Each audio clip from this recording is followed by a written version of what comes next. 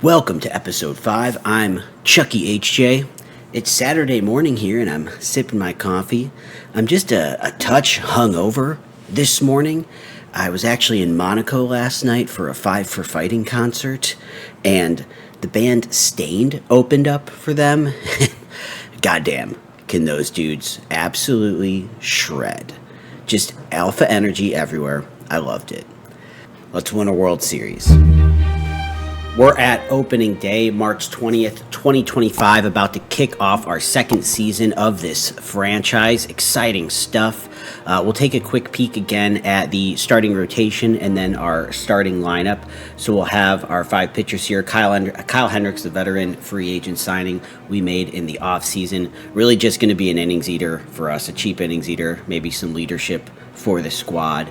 Anthony Sanzatella, he is going to be our second starting pitcher, and he's definitely someone we're going to hope to move on from. If he's pitching well this season, he'll be a guy that we'll try and trade at the deadline, even if we have to eat some of his contract. And then you can see how the rest of the rotation rounds out here. Victor Vodnik is going to be our closer, so we'll see how he does in that new role for him. New to the team as well, Jose Cuas. He was picked up in the trade last year, so we'll see what he has. And then lineup-wise, we are going to have one change from the last episode. I put Nick Gonzalez in at third base over Averson Arteaga. I was going to give Arteaga a shot. We picked him up in the Rule 5, but we're most likely going to release him when our minor leaguers are ready to be promoted. And on that topic, we'll just take a quick look at the guys I'm talking about. First and foremost is Fernandez. Unfortunately, not much in terms of defense, but his bat is definitely good enough that we want to give him a shot at DH. And I think we're going to have room to do so soon in this season. He's just never played any AAA ball, so I want to have him get a few at-bats in AAA before we call him up. Zach Veen is another guy that we're going to consider calling up, but he, again, hasn't played in AAA. So we'll give him at least a month down there. And then Amador, same thing. He did play AAA last year, 20 games. Wasn't really all that great, had a 200 average, but was getting on base. You can see his eye potential is really, really good. So we'll let him continue to season down there in AAA for the first month or two. But those are going to be 3 players we'll keep a close eye on early in the season. And we'll most likely plan on making some room for them in the majors. Arteaga is a guy who might go. Cabbage could go as well, and then we'll see what else happens in terms of injuries or trades. So let's go ahead and start the season here. We're going to start simming, and we will pause at the good stuff. May even pop in to do a in-game managing when it comes time for the call-ups, but we'll see how it's going. Couple games into the season here, and I did forget at the end of the last episode, I put in some waiver claims on a couple guys. Jabot, I don't know if I'm pronouncing it right, and Yanoa, so I'll show you them real quick. I am trying to keep it realistic with the waiver claims, because that sure is an area that you can kind of exploit the computer. This one is a little bit maybe generous for myself, but I don't think it's completely out of the realm of possibility to pick up a guy of that caliber, or with Yanoa's caliber as well. Okay, so here's the new look after those waiver claims. We got Yanoa slotting in as our third starter. He replaced Hughes, who is just a 23-year-old who actually was horrible in his first game of the season for us. And then Jabot took the place of one of our weak relievers. I don't even remember who, because that's how little I care. Okay, quick update. April 12th. As a reminder, we were fortunate enough to get the number 1 overall pick in the draft this season. Very exciting. And on April 12th, they released the draft pool, so we're going to take a look at that. A lot of good players in this draft. They have Ethan Holiday as the number 1 overall projected pick, so we'll take a look at him. He's 18 years old. He's a lefty, line drive hitter. I mean, he definitely has the ability to play a pretty solid first base and probably anywhere in the infield with these ratings. A really balanced profile. I gotta say, I don't hate him, but I don't love him. I am gonna take a quick look at Cam here because he's 21. He already has developed to being 30 overall. So with this profile, he could even, play in Double-A this season after he gets drafted. And then he also has some really, really strong outfield potential, and his personality seems to be neutral at worst here. So he's definitely a player I'm kind of leaning towards. I know I talked about focusing on starting pitchers, but with the 1-1 pick, you don't want to miss. You do not want to miss when you have the first overall pick. First big injury for us of the season, and it is not a good one. Our closer, Victor Vodnik, he is somebody we were actually kind of excited about to see if he could progress this season, and unfortunately he's just not going to get the opportunity to, and he'll be sidelined for the next 6 months looking for a return. Yeah, I mean, he most likely is done for the season. That's unfortunate, but I'm not going to get too worried about it. We have plenty of guys in the minors who we can call up, so we're going to bring up Jose Quaz, who mainly just because of his age and because of whatever. April 28th, and another unfortunate update for the pitching staff. Our guy, Kyle Hendricks, is out for 5 weeks with a sprained elbow. He's actually been having a pretty good season for us in his first 7 starts, 33 innings, only a 3 ERA, considering, at least half of those were probably at Coors. That's pretty solid, but unfortunately, he will be sidelined, and that means we'll call up Gabriel Hughes. He's the one we originally sent down to start the year to make room for Yanoa, so he'll slot in with his really, really horrendous ERA, and we'll keep on moving. It's not the end of the world, honestly, to see these injuries happen, because again, we don't want to be good. We're not going to be good. The worse we are, the better, as long as Dad doesn't fire us. May 1st, and this is where we will pause for a moment here, look to see how the team is doing, look to see if there's any call-ups that we want to make to the majors, and we have our player development update. The most exciting piece of this update is Ezekiel Tovar increasing in both potential and overall to 70 overall. He is off to a really good start in terms of his development.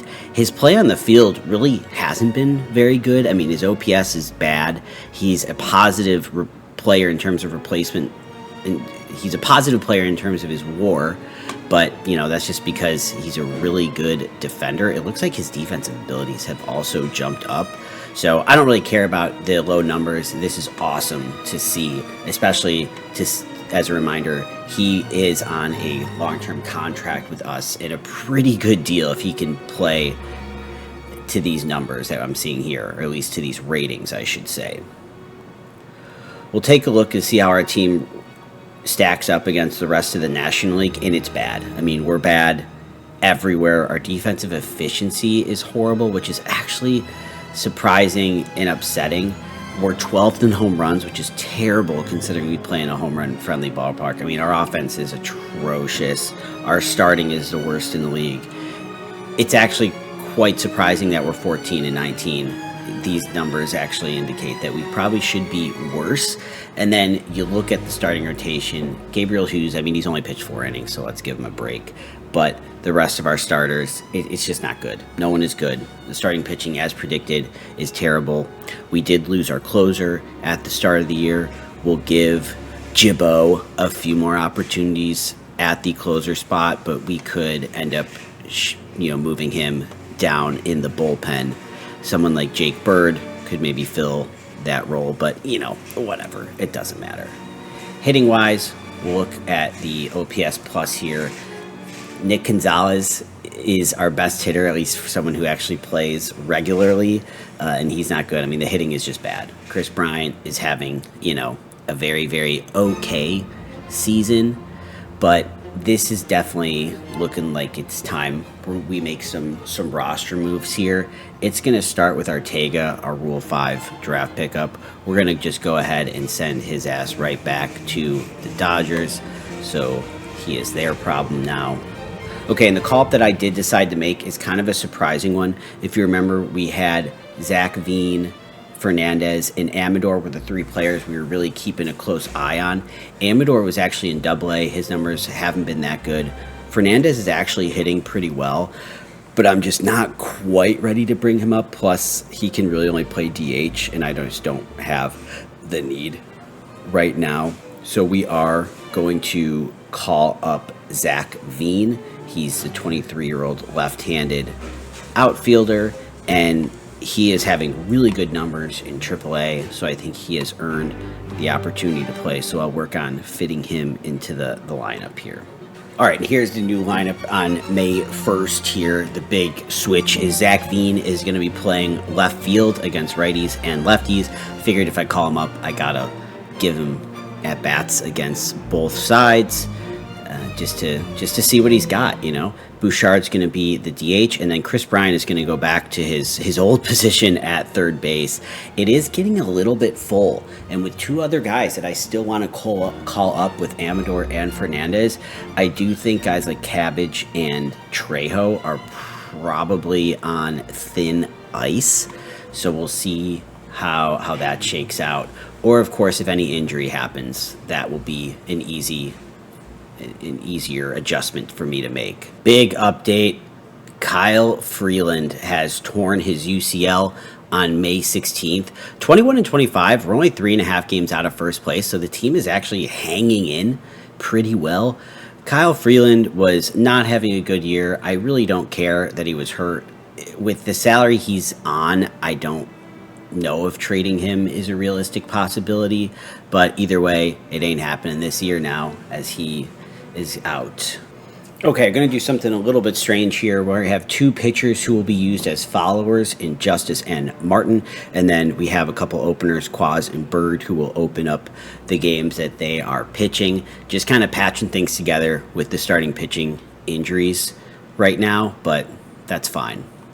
June 1st, and we are 27 and 33. So again, team's still kind of hanging in there. We're not terrible. 5 games out of first place. Another update is that Yankel Fernandez has been picked to be the player of the month in AAA. He did regress in his player development update. He was at 50 and he's now down to 45. I hope that's not my fault for keeping him in the minors too long. He's absolutely raking at AAA, and he's definitely going to be called up. Other positive updates, Nick Mears saw his overall go up a little bit, same as Nick Gonzalez, who's actually looking at his on-base and slugging there, 325, 455, having a really nice season for us in the major leagues. Warming Burnable, kind of a fun profile, does nothing but slap those singles around, can't really play defense, so I don't know what his future is in our organization, really, but a fun profile nonetheless.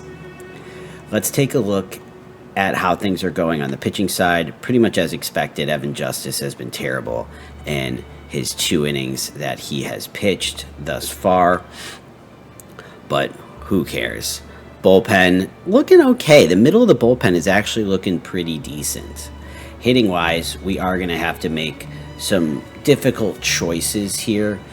Brenton Doyle is really not playing well. His defense in center field is so good, but his offensive profile is awful. So, not necessarily something I have to figure out this year, but he's probably going to be someone who we need to move on from at some point. All right, here's our updated lineups now, and things are about to get fun as we really have we finally have most of the young talent that we wanted to see get some major league time this year playing. So against righties, we're going to start with Jordan Beck in the leadoff spot. He has an on-base percentage of 345 this season, so it just felt right. Tovar is going to stay right where he is at the 2 hole. Then we have Nolan Jones, who's not having a great year, but, you know, we're going to just leave him there because he's just one of our better players, at least on paper. Chris Bryant, Fernandez, who's going to get his first ever Major League time coming up. Ryan Ritter, who's having a nice season as well. Romo, Veen, and then Amador, also about to make his Major League debut in the 9 hole.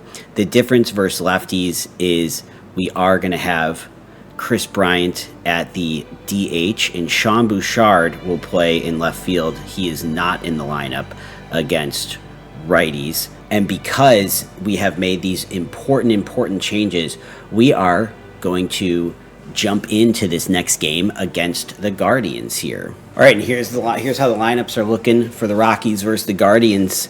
Espino pitching for the Guardians.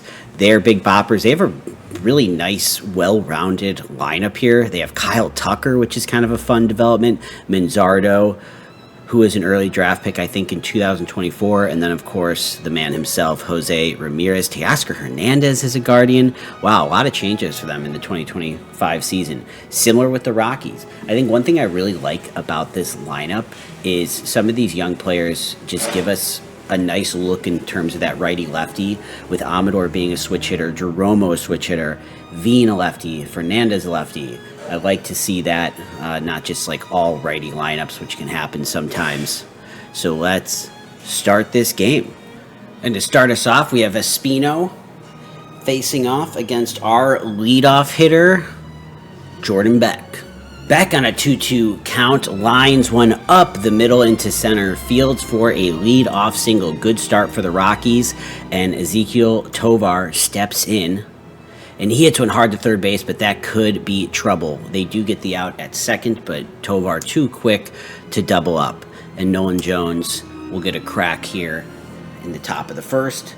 And he takes the first pitch, hits it hard and deep, and caught by the center fielder. And that's going to bring up Chris Bryant here with 2 outs. And he will look at strike 3, and that ends the top half for the Rockies. We have Jose Quaz on the mound today. This is one of our weird bullpen games. I am kind of worried about the lack of innings our pitching staff is getting. We basically just have 4 starters.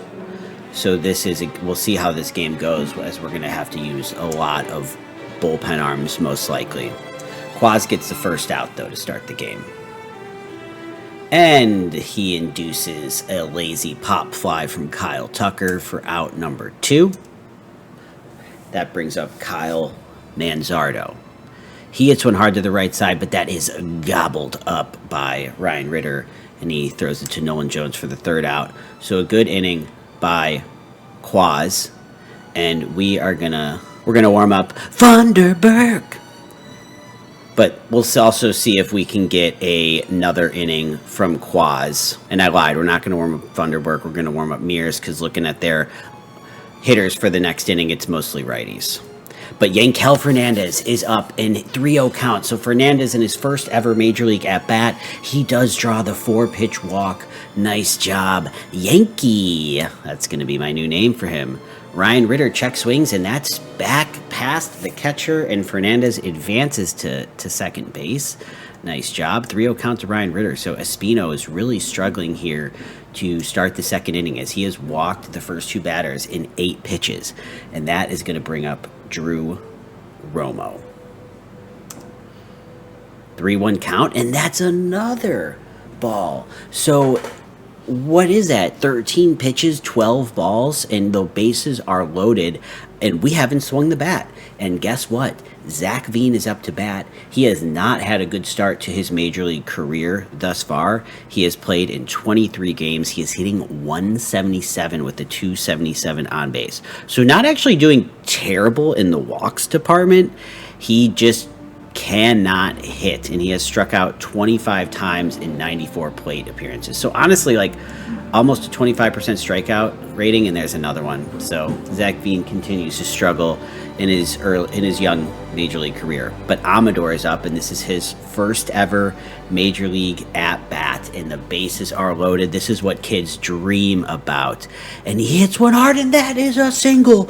Amador comes through for the Rockies in the second inning here, and that is a 2-run single for his first Major League hit. Let's fucking go. And we're at the top of the lineup with Jordan Beck. Still only 1 out in the inning. Beck hits one to the shortstop. That will probably just be 1. And now there are runners on the corners with 2 outs. And our best player, at least the guy who will be our best player, Tovar, hits one really hard to center field. But the outfielder there, Grisham, makes a nice play to secure the 3rd out. But a really good inning, an amazing inning for the rookie Amador. And hopefully that is a sign of things to come in his Major League career. We're going to see if we can get 2 innings out of Quaz. That would be ideal, just considering this is going to be a bullpen game, and it's a good start so far as he has gotten a couple ground ball outs here. So nice job thus far by Jose Quaz as he faces Arias on an 0-2 count and gets a strikeout. So Quaz with a great performance here as our opener. We're going to sit down Nick Mears, and we're getting close to that lefty part of the lineup. So this is where I'll put Funderburk in, and let's see if we can get Quaz to get 1 or 2 outs in the 3rd inning. The hits keep coming here for the Rockies as we have put up some really tough at-bats. Nolan Jones spanks a single into right field to lead off the inning. And this will bring up our cleanup hitter, Chris Bryant. And that one's up the middle, and that gets through. Looks like the second baseman maybe could have had that one, but he fails to grab it, and that's going to be another hit. So just like that, the pressure is on again in the 3rd inning. And Yankee boy Fernandy does strike out, so that's his first strikeout in the major leagues. I'm sure it won't be the last. Let's see if Ryan Ritter can come through for the team. He hits one a mile high, and that's going to be the 2nd out of the inning. This will bring up Drew Romo. Let's see if he can come through for the guys. He takes a pitch, and that is a stolen base. Nolan Jones, with his 45 speed, manages to steal 3rd base. So he caught him sleeping, but it doesn't matter as Romo goes down looking on a full count. Bottom of the 3rd here, and Quaz is still in the game. We are trying to squeeze every little bit of juice out of him, but let's hope that's not a bad choice on my part as the first hitter slaps one into the corner for a leadoff double. David Fry steps up, and it's a full count, and that is a strikeout. So nice job by Quaz to come back and get that strikeout. And now we have 4 straight lefties coming up from the Guardians, so we are going to bring in Funderburk to face those fellas. It's not looking good for him to start here as he immediately walks the 9-hitter Grisham on 4 pitches. Jimenez is up to bat, and he hits one really hard, but luckily Chris Bryant is there to gather it in, and that is a great catch according to the play-by-play announcer. And then the next hitter, dangerous hitter, Tucker, pops out to the second baseman. So a nice job by Funderburk to get out of that little mini jam. The Guardians have gone into the bullpen here in the 4th inning, so that's a good sign for us. Eli Morgan will face off against the rookie, Zach Veen. Would love to see Veen have some positive plate appearances here, but that's not going to be one of them as he grounds out on a hitter's count. Amador, the hero of the game to this point, is up to bat. And that is another single. So he is 2 for 2 to start his major league career. That is a great sign for us and a great sign for the Colorado Rockies faithful. Top of the order here with Beck, and Amador steals a base. So he is continuing to show off all of his tools in his first ever game. Okay, Jordan Beck here with an RBI opportunity. 3-1 count, and he comes through for his squad. A line drive up the middle for a single, and that should score Amador, and it does. So the rookie gets 2 hits, 2 RBIs, a stolen base, and a run scored in this game. Fantastic debut for him. Tovar up to bat, 0 for 2 on the day. He hits a little dink-donker. It's going to have to be quick, and it's not in time, so he steals a single for himself, and we still have 1 out, and now the meat of the lineup is up with Nolan Jones, and that is another single up the middle. So the Rockies really came to play in Cleveland today, and that should score another run. It does not, so we play it safe. I don't love that. Beck on 3rd base. He is 40 speed. Would have liked to see him try and score there, but that's okay. Chris Bryant comes up with the bases loaded. He has the opportunity to really blast this game wide open, and he does. He hits an absolute torch shot past the 3rd baseman into the outfield, and they go station to station And that's the 4th run of the game. And look who's up. Yankee Doodle Dandy, the DH. He doesn't have a hit yet. This would be a great time for his first major league hit. And it's not going to be it. That is a soft pop up to the third baseman. Unfortunate there. Let's see if Ryan Ritter can pick up the slack. Would love to see us score more than 2 runs in this inning. But that's not going to happen. Good inning nonetheless. We take the lead 4-0. And Funderburk will stay in, try and get another inning out of him. A lot of ground balls by the Guardians in this game, which we like to see. And here is the hero, Amador, and he gets robbed by Arias, the shortstop, so close to his 3rd hit of the game.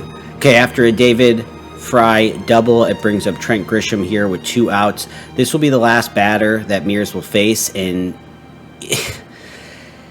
he got him to hit a ground ball, and unfortunately, it was an error on the rookie Amador trying to play some third base here. That is unfortunate, as the inning will get extended, and it's going to force us to go to the bullpen yet again. We're going to bring in Tyler Saucedo, top of the order, 3 lefties up to bat. We just don't want the Guardians to get any life here in the bottom of the 5th inning. And Amador is going to get another opportunity, and this time he is sound as we get the 3rd out. But a little bit disappointing that we had to go into the bullpen there, but I shouldn't complain when we haven't given up any runs yet. Another change for the Guardians. Nick Sandlin is going to pitch here against Jordan Beck. So top of the order for the Rockies. We have 9 hits in this game. There's a strikeout. I need to look to see how many of those hits. I'll check at the end of the game, but I really don't think we have many doubles. Maybe 1.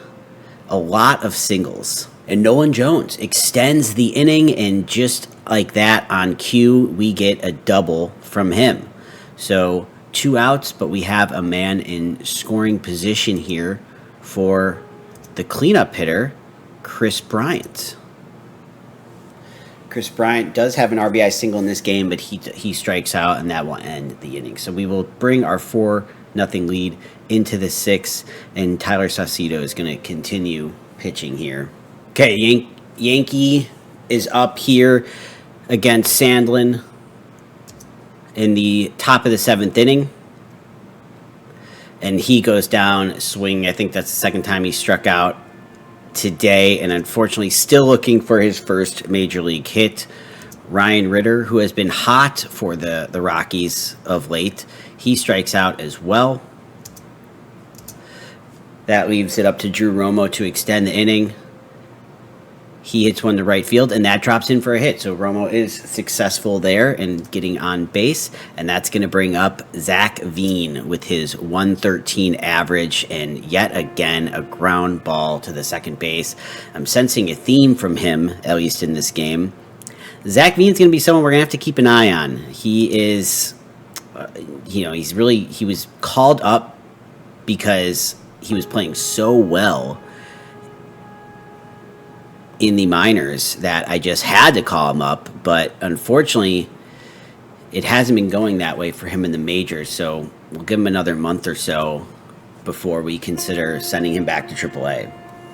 Saucedo is still in the game, and he gets bailed out by Chris Bryant, making a sliding catch in left field. Way to go, KB. Saucedo here is giving us some really solid length as he gets another out, gobbled up by Ritter. And let's see if Saucedo can escape the 7th here. Not yet, as he beams David Fry, but it is a lefty. He is very tired, so we are going to take him out. Unfortunately, we're out of lefties in the bullpen. We're going to go with Dabovich to face Grisham, and he walks him, so things get a little bit sticky here in the bottom of the 7th as Cleveland brings up their all-lefty top of the order, and another hit batter. Bases loaded, tying run coming to the plate. Dabovich, his 40 control really failing him today. He needs a big pitch to Tucker and another walk. So that brings in the first run of the game for the Guardians. Oh my God, Dabovich is absolutely imploding. He has 2 walks, 2 hit batters. No, 1 hit batter. Saucedo hit the first one. Things are really unraveling for us here, as I will scramble to put another arm in the bullpen, but it's a little bit late. Thank the almighty baby Jesus there for a pop-up from Ramirez. Sloppy pitching by the Rockies gives up 2 to the Guardians. James Karinchak is going to pitch here in the top of the 8th against Amador. He's having a great game, aside from that one little blip, the error he made at third base. 2-0 count, and that's hit hard, but gobbled up by the good glove of Jimenez. Top of the order with Jordan Beck. Would love to see us get some insurance runs here. Cleveland definitely has the momentum on their side after that last inning. Tovar scorches one off the wall in center field. A hard hit ball from Tovar, and that is going to be a 2-out double for him. Let's see if Nolan Jones is able to drive him home. Tovar, why? Frustrating decision there by him. And we are going to bring in Bird. Definitely not sticking with Dabovich after how bad he was in the last inning. Bird is going to really need to get out of this eighth inning for us, as we're running out of bullpen, and that's not a good start, as the Guardians have their leadoff man on base. If this game really taught me anything, it's that I just don't think, a warning track shot to get the final out. If this game has taught me anything, I don't think having our 5th starter essentially always be a bullpen game is a very good idea. I think it just wears way too thin on our bullpen. So instead of waiting for Kyle Hendricks to come back off of the injured list, I am most likely going to send someone down and call up an actual starting pitcher from AAA, someone who has just more of a likelihood of eating innings. Brenton Doyle is going to come in as a pinch runner for Chris Bryant. He also will be a defensive replacement in the 9th inning. And here we go. Yankee Fernandez up to bat. Still looking for that first major league knock, and it's not going to happen here, as he gets doubled up on a slow ground ball. So that was even worse than what I thought it was going to be. Really rough debut for Fernandez. Doyle will play center field, and Zach Veen will shift over to left. And that is not a good start for Jabot, as he gives up a hard double into the left field corner to lead off the inning. Kyle Tucker up to bat, so we're getting into some dangerous territory here, as Tucker hits one high, hits one deep, and that leaves the yard. An 0-2 count. Tucker hits one dead center, 427 feet to tie the game. A nightmare outcome for the Rockies here, as we just couldn't score as many runs as we should have. We had plenty of opportunities to really pile on the lead we had, and we failed to do so. And then the back end of our bullpen just isn't strong enough, and things are really, really looking bad here, as Jabot gives up a double, and now we have 2nd and 3rd, nobody out. I mean, it is going to take a miracle to prevent Manzardo from scoring. We don't have anyone warming up. I guess I will, just because, but it's not looking good. And there it is. That is the game. So Jabot fails to get a single out in the 9th inning. He had a 2-run lead, and it's just hit, and that is the end of the game for the Rockies. Look, we don't want to be good this year, so I'm not going to get too upset about that outcome. Take a look at the box score here. We had 13 hits in the game. I think one thing that really, despite having 13 hits, I think an issue was our lack of slug that we had. As far as doubles, it was Nolan Jones and Tovar, and that was it. We had no home runs. It was just a lot of singles, but not always singles at the time we needed them. we did see some pretty good stuff in this game too. Jordan Beck had 2 hits. It's nice to see him having a successful season thus far. Tovar, of course, played well. Nolan Jones played well. Chris Bryant did well. And then Amador had maybe was the player of the game with 2 RBIs, a run scored, stolen base, 2 hits. So amazing debut for him. Not the case with Fernandez or Veen, unfortunately. Veen with 4 guys left on base, and Fernandez had 6 left on base. And you see the pitching here. I mean, it started pretty good. Even Saucedo bent, didn't break. Davovich really struggled.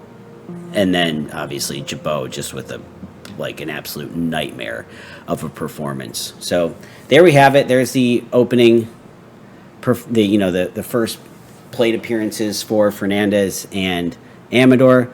Hopefully, Amador continues to play well and Fernandez gets better. Perfect timing. Hendricks is ready to come off of the IL. We are going to send down Evan Justice, who was called up but has really, really struggled in the major leagues.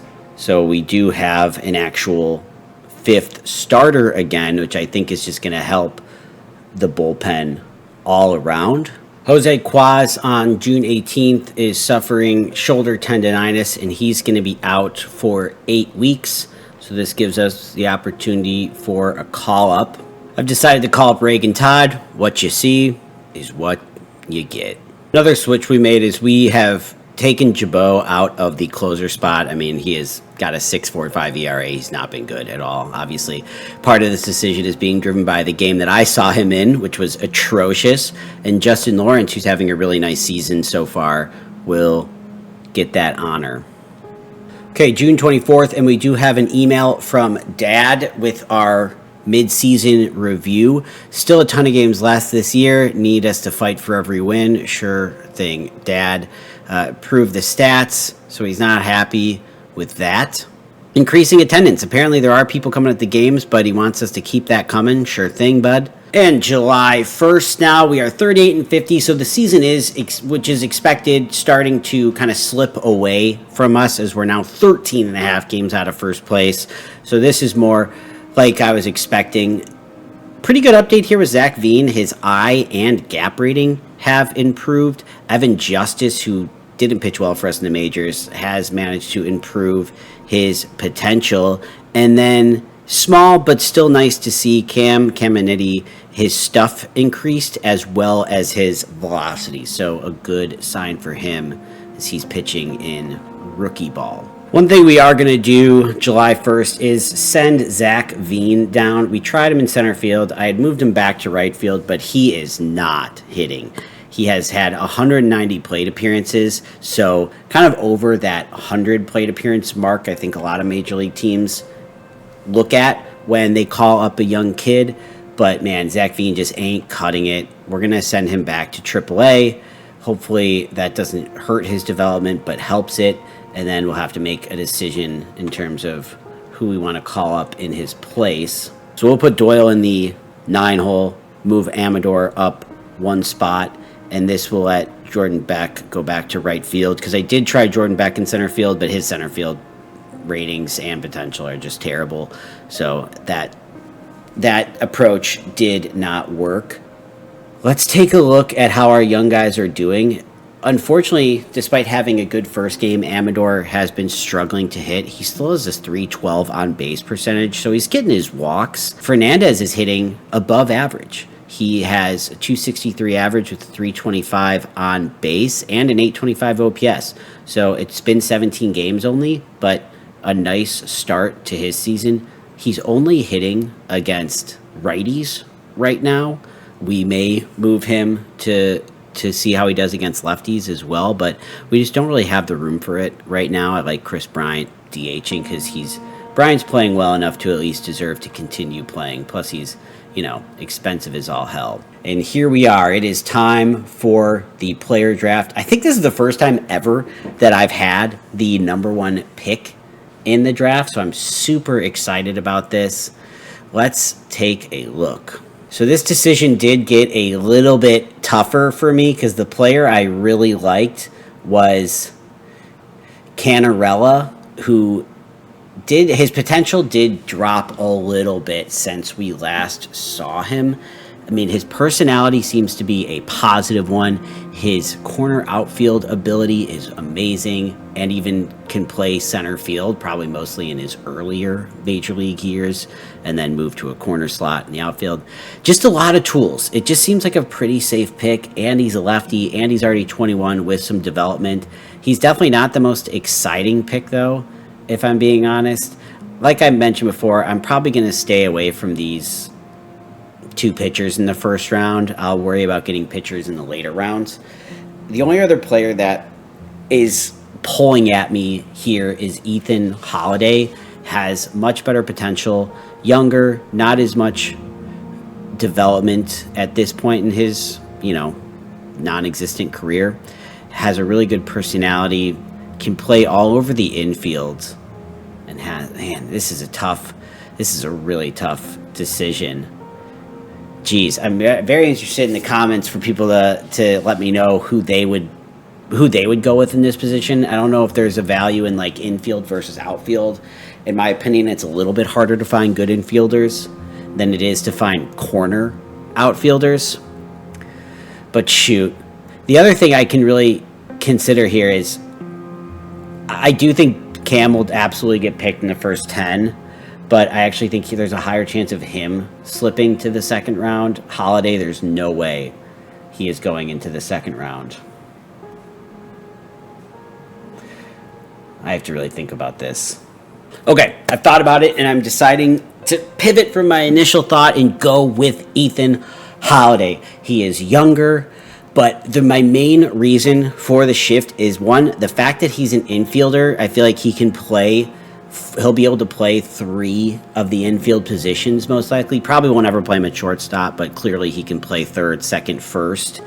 He is a lefty, and then really it's the gap power in the eye. His potential ratings in those categories I like a lot more. And when I look at Cam, I just see a guy who's going to be probably a really nice player, but I'm going to maybe eat my words, but I do not know if he has the potential to be a great player. Of course, he does have the potential, but I'm talking more likeliness. I think Holiday is a little more of a risk, but also potential reward is higher.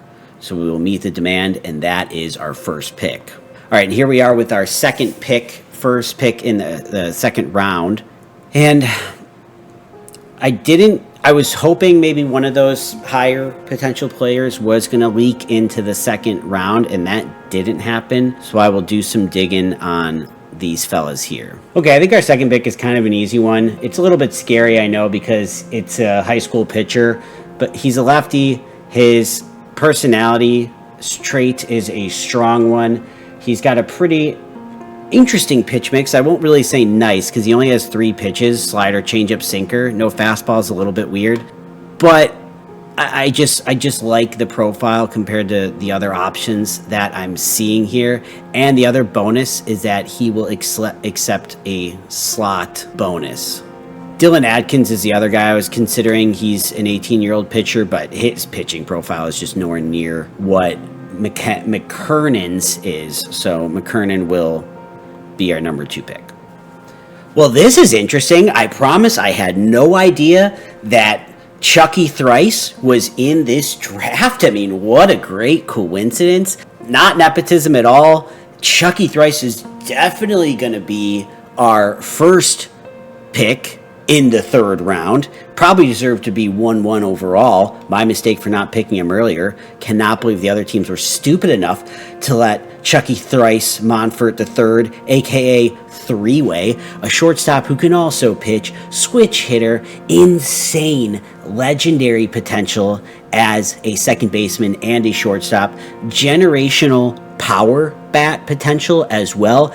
I truly see a 0% chance that he doesn't become a league MVP. Side note, I do have a personal relationship with Chucky Thrice.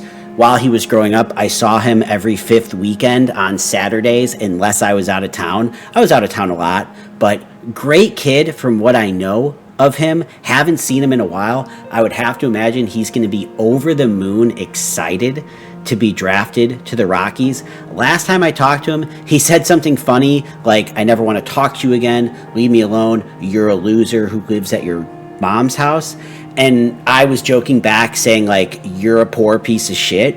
And look at him. I think my words really must have hit home with Thrice, three-way, because he has me to thank here. I mean, he's a major league player after I draft him.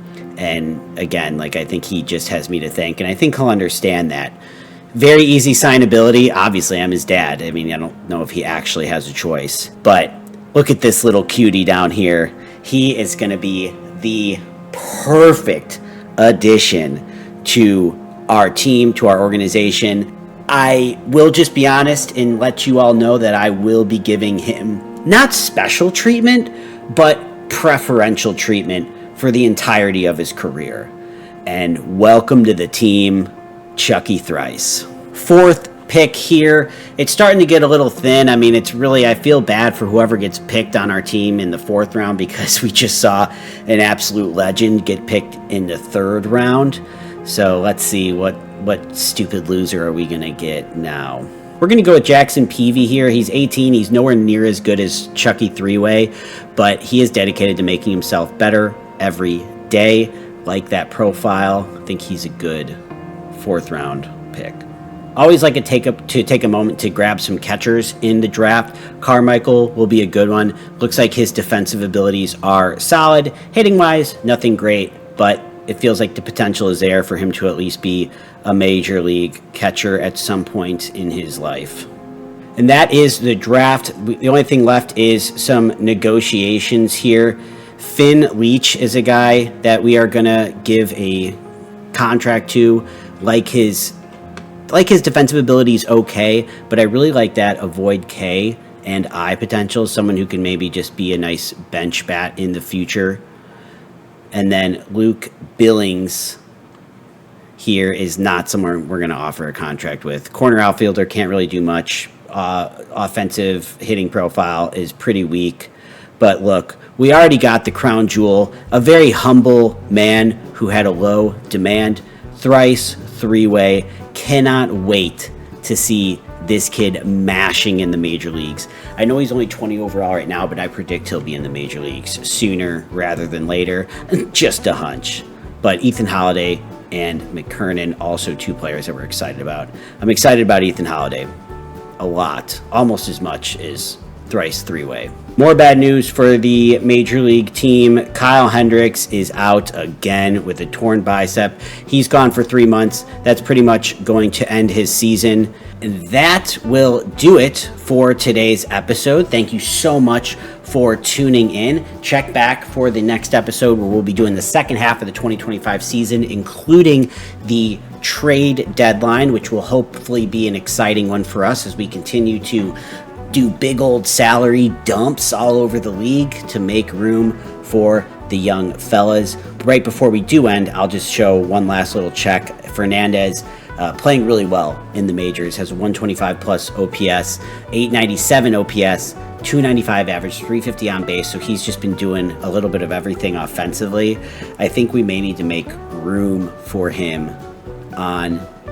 in the lineup against lefties. So that could probably mean Sean Bouchard is out of luck. I'm going to go ahead and do that and put Chris Bryant in left field, put Bouchard on the bench, and then just switch Fernandez in for him. Exciting stuff here. Love to see what's happening with the team in terms of the potential. I mean, our offense is getting there. It really is. Like the way Jeromo can play defense and, you know, not doing much offensively, but again, like anything he does offensively is just a bonus. Fernandez, as I mentioned, playing well. Nolan Jones hasn't been great, but he has the potential to be great.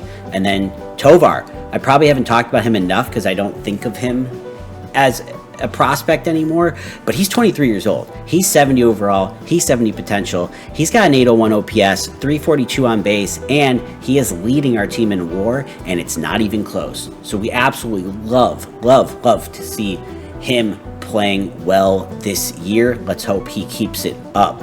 But again, hit the like button, hit subscribe, leave a comment. I love talking about this game. I want to talk to you about it. And then follow on Twitch at bestfriends420. And then remember, most importantly, fuck Chaz.